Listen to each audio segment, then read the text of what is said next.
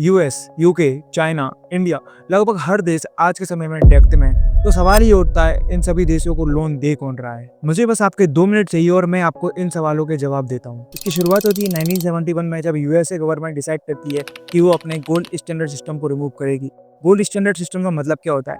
Gold standard system का मतलब ये होता है कि यूएसए गवर्नमेंट केवल उतना ही पैसे छापेगी जितना उसके पास गोल्ड रिजर्व है, और अगर कोई दूसरी कंट्री उससे यूएस डॉलर चाहती है एक्सचेंज रेट में, तो उसको उतना ही गोल्ड देना होगा यूएसए को जितने का वो अमाउंट चाहती है। जैसे ही सिस्टम रिमूव होता है तो ये गवर्नमेंट के लिए ग्रीन लाइट सिग्नल की तरह होता है, और गवर्नमेंट अब चाहे जितने पैसे छाप सकती है इर्रिस्पेक्टिव कि उनके पास कितना गोल्ड रिजर्व है। अब जब इतना पैसा छापा जाएगा तो गवर्नमेंट इसे इन्वेस्ट करेगी अपने लोगों के वेलफेयर में, अपने इंफ्रास्ट्रक्चर में और इकोनॉमी की ग्रोथ में, जिससे ये पैसा जाएगा आम जनता के बीच, और आम जनता इसका कुछ पार्ट स्पेंड करेगी लेकिन बाकी का पार्ट बैंक में सेविंग के तौर पर रखेगी, और जिसके थ्रू बैंक्स में बहुत ज़्यादा पैसा हो जाएगा। और जब बैंक के पास इतना सारा अमाउंट हो जाता है तो बैंक एक सेफ प्लेस को ढूंढती है जहाँ पे वो ये पैसा इन्वेस्ट कर सके। ये पैसा कोई और नहीं, गवर्नमेंट ही बोरो करती है, और गवर्नमेंट इस पैसे को बोरो करके क्या करती है, वही सेम वापस से अपने लोगों के वेलफेयर पे, इंफ्रास्ट्रक्चर पे और इकोनॉमी की ग्रोथ पर स्पेंड करती है। ये साइकिल ऐसी चलती रहती है सालों तक। ये प्रिंटिंग, स्पेंडिंग एंड बोरोइंग की साइकिल इतनी बढ़ चुकी है कि आज के टाइम तक पूरी दुनिया में $300 ट्रिलियन का डेब्ट है।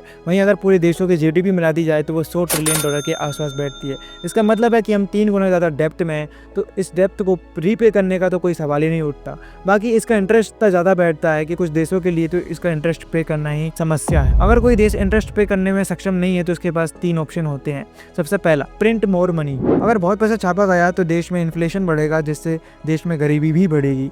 दूसरा रास्ता है ड्रामेटिकली राइज टैक्सेस। तीसरा ऑप्शन जो ज़्यादातर देश चुनते हैं, बोरो मोर मनी, और पैसा उधार ले लो ताकि पुराना इंटरेस्ट चुका सकें। पर समस्या ये आती है कि आज के टाइम पर लेंडर्स हाई इंटरेस्ट की डिमांड कर रहे हैं, जिससे लोन लेना और ज़्यादा एक्सपेंसिव हो जाएगा, और जिससे सभी देशों पे डेब्ट और बढ़ेगा। ये उन बड़े कारणों में से एक है जिसके कारण 2 अलग देशों में इनस्टेबिलिटी दिखती है। शायद यही कारण है जिसकी वजह से सभी देशों के सेंट्रल बैंक्स आज के टाइम पर गोल्ड में इन्वेस्ट कर रहे हैं और गोल्ड रिजर्व्स बना रहे हैं, क्योंकि वो जानते हैं कि ये एक रिलायबल स्टोर ऑफ वैल्यू है। वहीं करेंसी समय के साथ अपनी कीमत खो देती है।